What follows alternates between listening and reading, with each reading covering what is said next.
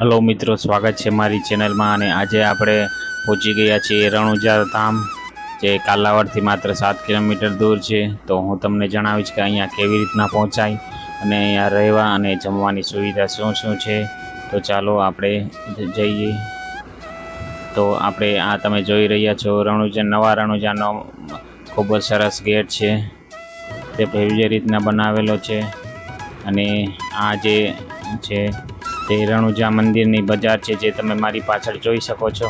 જ્યાંથી તમે પ્રસાદી લઈ શકો છો અને નારિયેલ અને હાર પણ લઈ શકો છો।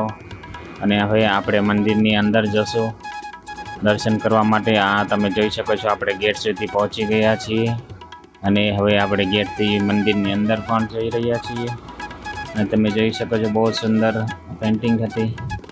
અને તમે આજુબાજુ આપણે મંદિરના મેદાનમાં પહોંચી ગયા છીએ અને તમે જોઈ શકો છો કે બહુ સરસ રીતના તોરણો બાંધેલા છે લીલા પીલા પતાકડાના। અને અહીંયા બહુ જ સારી રીતના ચારો તરફ મંદિર નાના નાના બનાવેલા છે। અને હવે આપણે રામાપીર મહારાજના દર્શન કરશું। તો ચાલો આપણે મંદિરની અંદર પહોંચી ગયા છીએ। અને આ તમે જોઈ શકો છો જે રામદેવપીર મહારાજે પરચા પૂર્યા હતા તેના ફોટાઓ છે મંદિરની અંદર। અને હવે તમે રામદેવપીર મહારાજના દર્શન કરો તો બોલો જય રામદેવપીર મહારાજ, અને કમેન્ટમાં જય રામદેવપીર મહારાજ લખવાનું ભૂલતા નહીં। અને લાઈક અને શેર પણ કરી નાખજો અને જય રામદેવપીર મહારાજ કોમેન્ટમાં લખી નાખજો। રામદેવપીર મહારાજના આપણે બહુ સારી રીતના દર્શન થઈ ગયા છે। અને હવે આપણે દર્શન કરીને બહાર સાઈડ આવી ગયા છીએ। અને તમે જોઈ શકો છો કે આ બધા આજુબાજુમાં જે છે તેના આપણે દર્શન પણ કરી રહ્યા છીએ। અને આપણે દર્શન કરી લીધા છે। આ તમે જોઈ શકો છો જે પૂરા ફોટાઓ છે તે મંદિરના ઇતિહાસ વિશે। અને આજુબાજુમાં પણ ફોટાઓ છે અને રામદેવપીર મહારાજ પણ છે। અને આ ત્યાં આપણે ફરીથી મેદાનમાં આવી ગયા છીએ। અને તમે જોઈ શકો છો કે આ વિષ્ણુ ભગવાનનો મૂર્તિ છે બહુ જ મોટી। અને આજે આજુબાજુમાં પણ જે નાના નાના મંદિર છે તેના પણ આપણે દર્શન કરશું। તો મિત્રો ચાલો હવે આપણે આજુબાજુ જે મંદિર છે તેના દર્શન કરીએ। અને મિત્રો અહીંયા તમે કાલાવડથી આવી શકો છો, જે કાલાવડથી જામનગર સાઈડ જવા રસ્તો છે ત્યાંથી 7 કિલોમીટરની દૂરી પર જ છે। તો તમે અહીંયા પ્રાઇવેટ વાહનથી પણ આવી શકો છો। અને અહીંથી કાલાવડથી પણ બહુ જ છકડા અને એસટી બસો પણ મળે છે, તેમાં પણ તમે આવી શકો છો। તો માત્ર 7 કિલોમીટર છે, તો 15થી 20 મિનિટમાં તમે અહીંયા પહોંચી જશો। અને મિત્રો અહીંયા ત્રણેય ટાઈમ પ્રસાદીની વ્યવસ્થા પણ છે અને રાત્રિ રોકાણ પણ તમે અહીંયા કરી શકો છો। અને સવાર, બપોર અને સાંજે પ્રસાદીની વ્યવસ્થા છે। અને તમે જોઈ શકો છો કે દેવી દેવતાઓની મૂર્તિઓ છે તેના પણ આપણે હવે દર્શન કરશું। જે મંદિરની મેદાનમાં ચારો તરફ નાના મંદિર બનાવેલા છે તે છે। અને આપણે ભગવાનના બહુ જ સારી રીતના દર્શન કરી લીધા છે અને દર્શન કરી રહ્યા છીએ।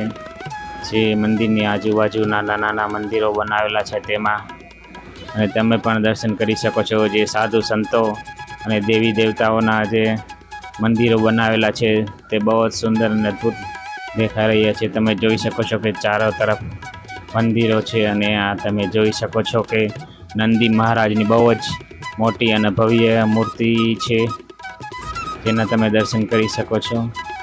અને બાજુમાં જે આપણે મંદિર બનાવેલું છે તેના પણ દર્શન કરીએ। તે ચારો તરફ તમે વિષ્ણુ ભગવાનના અવતાર છે તેના મંદિરો છે, તેના આપણે દર્શન કરી રહ્યા છીએ મિત્રો। અને આજુબાજુમાં સાધુ સંતોની નાની નાની મૂર્તિઓ બનાવેલી છે, જે નાના નાના મંદિરો છે તેના પણ તમે દર્શન કરી શકો છો। અને બહુ જ અદ્ભુત અને સુંદર મંદિર છે। તો મિત્રો જ્યારે તમે અહીંયા કાલાવડ કે જામનગર આવ્યા હોય તો તમે અહીંયા દર્શન કરવા માટે આવી શકો છો। અને તમે જોઈ શકો છો કે આ વિષ્ણુ ભગવાનના 11મા અવતાર કલ્કી મહારાજની મૂર્તિ છે, તેના તમે દર્શન કરી શકો છો। અને જામનગરથી અને કાલાવડથી તમે અહીંયા આવી શકો છો।